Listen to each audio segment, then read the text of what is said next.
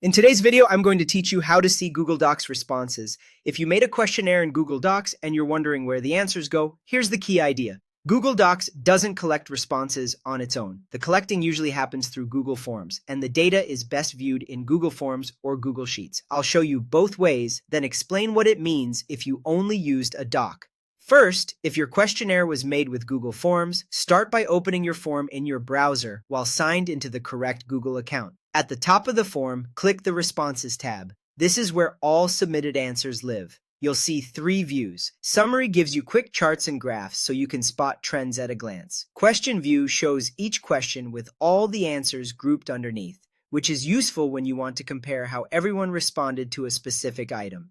Individual View lets you read one person's full submission at a time and click through each response one by one. This view is great for reviewing context or checking long-form answers without distractions. Next, the best method for analysis is to open the responses in Google Sheets.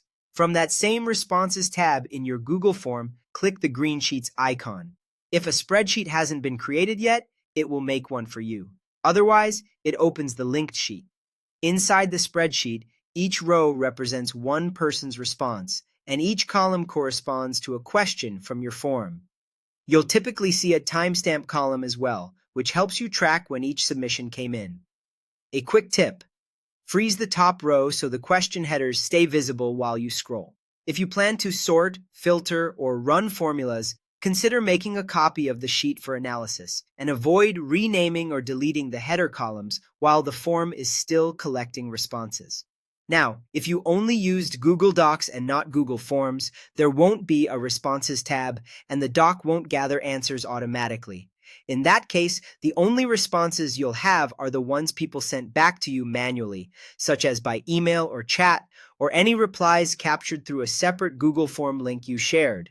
To keep things organized, gather those manual replies in one place, or, for future questionnaires, consider using a Google form for automatic collection and a linked Google Sheet for clear, structured viewing. That's how to find and review your responses efficiently.